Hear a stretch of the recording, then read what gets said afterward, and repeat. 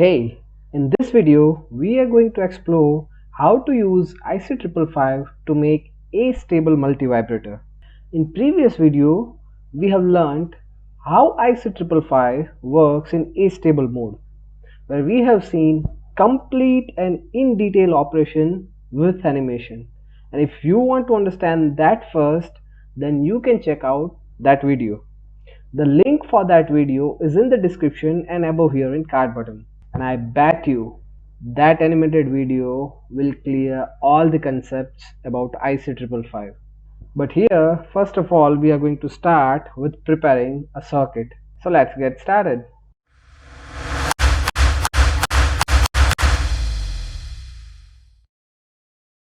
So here, first of all, we'll take all the necessary components to prepare a stable multivibrator using IC555.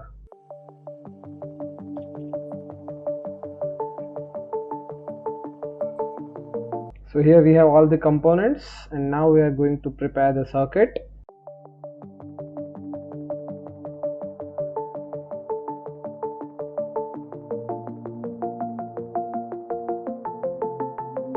So here our circuit is ready. In this video we have seen how this IC555 works in astable mode, and we have derived the equation for turn on time and turn off time of the output in IC555, and the equation for that is on your display. And now we'll simulate this circuit.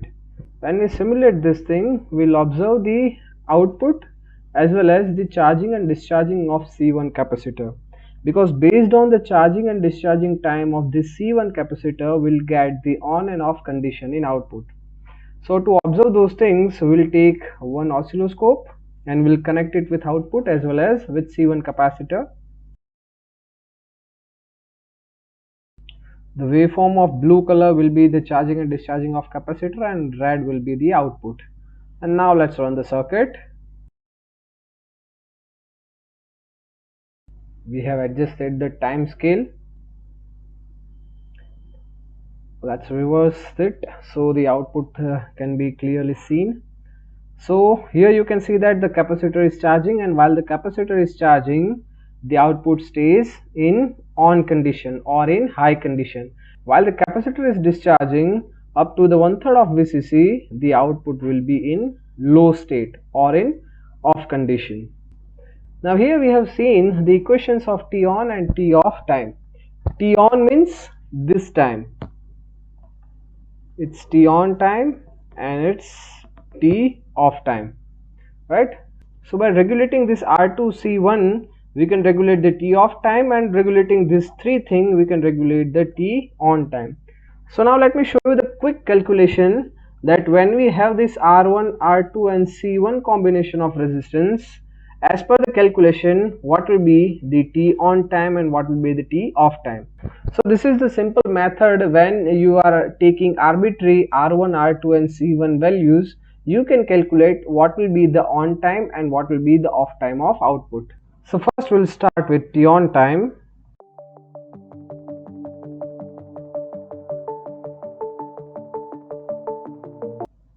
So it's almost 30.6 millisecond T on time, and if we go for T off time,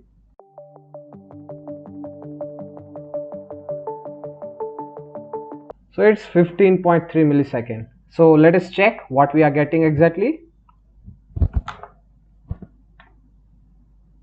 So we'll keep this T2 over here and we'll keep this T1 over here.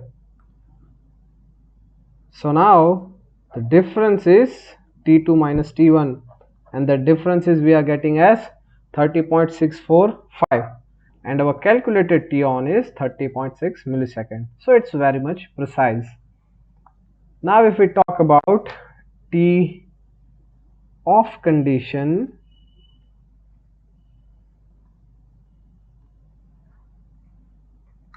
then the difference between T on and T off is 50.484 millisecond, and our calculated was 15.3 millisecond. So it's almost similar. So using this equation, you can regulate the width of T on and T off time. Now in reverse manner, what you can do, instead of knowing R1, R2 and C1 capacitor, just imagine that you have T on and T off time, right? You want to keep something on for let's say instead of this 30 millisecond, you want to keep something on for 45 millisecond, and you want to keep off that thing for, let's suppose, say 20 millisecond, right? So for 20 millisecond you want to keep something off, and for 45 millisecond you want to keep something on. So now in this scenario, what you can do, in this case you can find any of the quantity. So what we will do, we'll keep this thing as it is, C1 will keep as it is, and then we'll find R1 and R2 for this 45 millisecond and 42 millisecond. So now let's go for that. But before going there, here there is a one quick question for you. In this video, we are talking about which mode of operation. Write the answer in comments below and let us see how focused are you in this video. So now go and quickly write the answer in comment section below. And yeah, one more thing. Till now, have you found this video useful? And if your answer is yes, then you can also help me in return. You just need to subscribe to this channel and give a like to this video. And that's it. Your work is done. So do not forget to hit that like button. And now we'll go for the calculation. So here our T on time is 45 millisecond.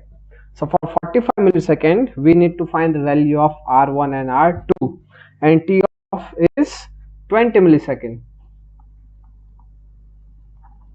So first we'll go for T off.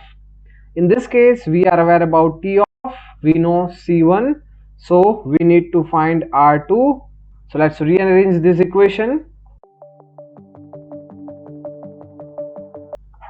So R2 is 6140, and now we know R2, we know C1, so we'll use this to calculate R1, and the equation for R1 will become like this.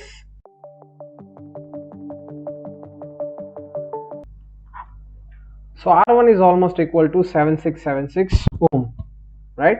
So let's replace both the resistance. 7676